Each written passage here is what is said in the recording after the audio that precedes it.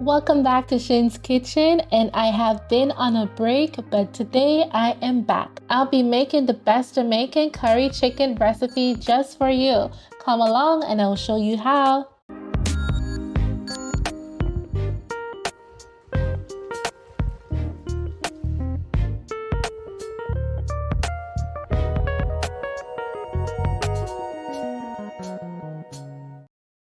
First, I'm going to go ahead and blend some garlic, ginger, pepper, and onions together and use the amount of pepper that you like. For me, I'm not using too much. Right here, I have my chicken that has been washed. This is fresh chicken, so it's pretty hard. First up, I'm going to add garlic powder, some onion powder, paprika. I like saying the word paprika. I'm going to add some cayenne pepper. And of course, some black pepper. You can check the description box for the list of ingredients and measurements. Next, I'll add some dry thyme. Right here, I have the Jamaican OG, and let me tell you, Betapac curry is one of the most popular brand of curry powders in Jamaica, and is very tasty and flavorful. If you don't have the right curry powder for your curry, it's not going to taste good. Trust me. Next, I'll add some salt and I'll add my blended seasoning. And I'm going to go ahead and mix all of this together, like just massage your chicken, like rub it in, like rub everything, all the bits of seasoning together, like mix it properly. I was looking at my chicken and said, it needs a little bit of So I added some all-purpose seasoning. Check the description box and you'll see the list of ingredients. And I rubbed all of this together and everything was looking so good. I'm going to go ahead and put this in the fridge to marinate overnight. If you don't have time, you can let it rest for like 3 hours or so, but overnight is best. So it is the next day and I'm going to go ahead and add some oil to my pot. You can use coconut oil for this recipe. Trust me, it is perfect. I'm going to add some curry powder to the pot and I'm going to burn the curry. That's what we say in Jamaica, but it's actually just toasting the curry powder just to get it fragrant and to ensure that it doesn't send you to the bathroom because people with sensitive stomach will have issues with curry powder. Once I toast my curry for maybe 2 to 3 minutes, I'm going to go ahead and add my chicken. Like I want every single inch of the chicken to touch the bottom of the pot, and you're going to see that you'll have a lot of color to your chicken when you do this. So put everything into your pot and just let it sit for a while. Don't do anything, don't touch it, just let it rest. So I'm going to cover my pot and let it sit for maybe 2 minutes. So we're not going to waste anything in this kitchen. So I'm going to add some water to the leftover and put it aside. So as you can see, after 3 minutes, I'm going to go ahead and flip my chicken over because I want each side to touch the bottom of the pot so it can seal in all the goodness and juices.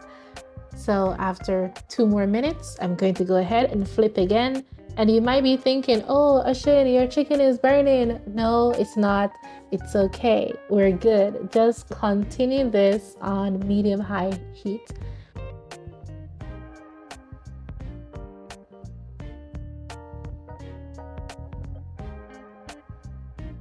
Once the chicken starts releasing its own juices and oil, because this is fresh chicken, like literally it's fresh hen. I went to the local market and I saw the live chicken and then, yeah, so this is fresh. So it is a bit hard. So, and it has a lot of fat also. So after I'm satisfied that, okay, my chicken has been toasted enough, I'll add some water, which is a leftover marinade mixed with hot water. Use hot water when cooking. You'll move a lot faster. I'll add some additional onion, garlic, ginger, fresh thyme, and more pepper if you want. So I'm going to cook my chicken now, and this will take a bit of time If I was cooking regular frozen chicken, this will take me around 30 minutes in general, but because it's hard, it will take me an hour or more. Yes, but trust me, this chicken is very flavorful. So I'm going to ensure that, mix everything together. Make sure nothing is burning. If it needs more liquid, you can add. For me, I tasted and it needs more salt, so I added some more salt and I added some more hot water.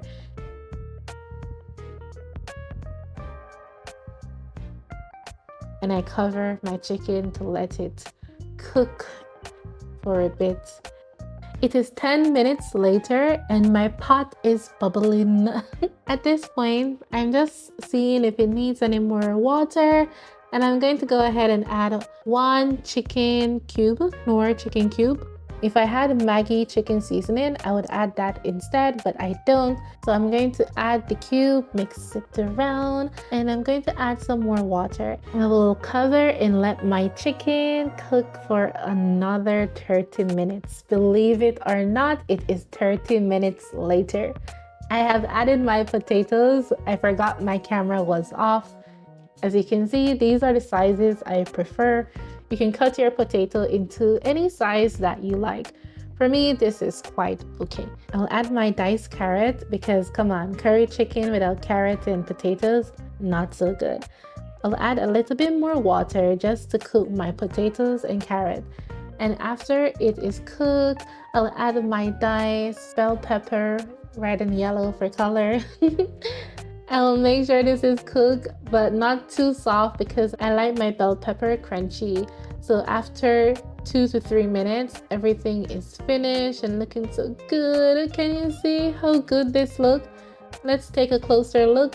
And this is the finished product, my Jamaican curry chicken. Please try this recipe. Pair it with some rice or even fried dumpling. If you like this video, please remember, give this video a thumbs up and subscribe to my channel.